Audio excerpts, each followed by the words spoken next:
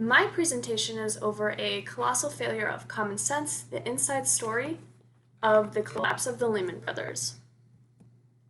First, I'm going to introduce the characters of this book.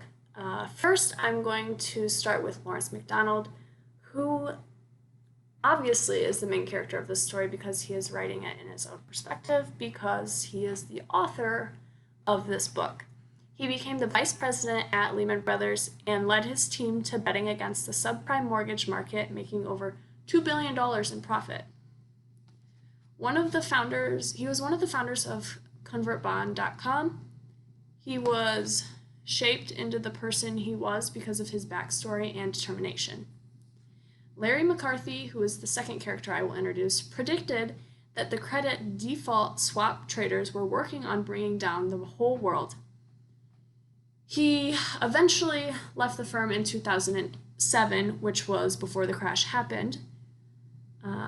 He was Larry McDonald's rival at the gas station when they were younger. Earlier on in the book, it said that they worked at gas stations across the street from each other and would see who could sell the most gas that day or something, who could get the most sales. Third, I'm going to introduce Richard Fuld. He worked for Lehman for nearly 40 years. He was the CEO of Lehman at the ivory tower figure where both Lawrence and Larry worked, both Larrys, but yeah. He was barely seen by any of his employees and was always referred to as on the 31st floor. He was shocked that the government didn't come to the firm's rescue when they went into bankruptcy. Steve Seafield, who was also a founder of ConvertBond.com and worked alongside Larry MacDonald. Larry said that he had one of the greatest understandings of computer programming out of everybody in the whole world except for Bill Gates. Kate Bonner, she helped Larry and Steve get ConvertBond.com out to everyone publicly. She was a journalist on CNBC who broadcasted coast to coast and worldwide, so this helped get out to people internationally and helped more people know what ConvertBond.com was all about. She did business and international studies at Wharton and graduated from Columbia University of Journalism. Earlier in the book, it talked about Lawrence MacDonald's backstory. He attended the University of Massachusetts, Dartmouth. He then sold pork chops and self-taught himself the material that was needed in order to pass the exam to ensure that he was able to to even give him the opportunity to work on Wall Street and reach his dreams. He then went on to develop the website ConvertBond.com, which was later purchased by Morgan Stanley. After this, he worked at Lehman Brothers.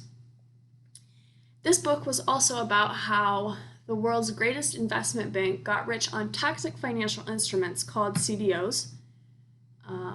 They buried their balance sheet with tons and tons of debt, credit derivatives, and gambles. Lehman was cooking the books for a long time. It was described as an accounting gimmick to make it appear as if it had offloaded risky assets and reduced its balance sheet. Inside of Lehman, it was known as Repo 105. Lehman would treat the transaction as a genuine sale and take the risk assets off of its books. Apparently, accounting rules permitted this because the assets valued at 105% or more of the cash received. He never disclosed these transactions.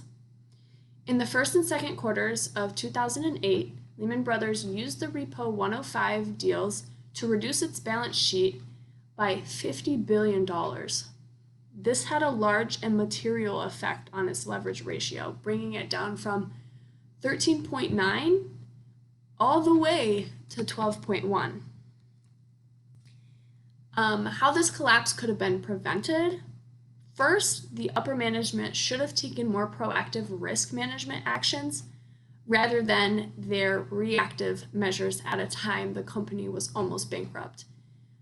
This meaning that instead of reacting to this time where they're going almost bankrupt, they should have prepared for a situation like this in case something crazy like this happened.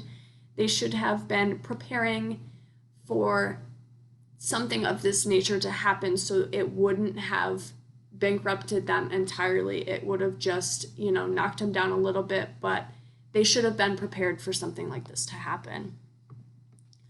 The company regulators were the right agencies to have cautioned and guided Lehman to engage and operate within the confines of business jurisdiction. However, the regulators were reported on several occasions to have kept a blank eye on the illegal and unethical activities of Lehman's executives. Third, a careful consideration of cash flow indicators could have prevented the liquidity problems of the firm. And lastly, if the upper management would have just listened to some of the employees that worked there, especially on the third floor where both Larry's worked and Mike worked, and a lot of the stocks and bonds people worked, they had predicted something like this was going to happen for a long time. And if upper management would have listened to them, this could have been prevented and they would have stayed out of the CDOs. A quote I got from the book is when Larry McCarthy was giving information to other people just about some research that he had looked up, and this is what it said. He scorned the latest unemployment figures, which were indeed moving lower, because there was hard evidence the subprime problem was already spreading to all A mortgages and to construction corporations, not to mention the biggest brokers. There will be a domino effect, he said, and the very next domino to fall sideways will be the commercial banks, who will swiftly become scared and start deleveraging, causing consumer borrowing to contract, which will push out the credit spreads. The present situations where no one thinks there is any risk whatsoever in anything cannot possibly last.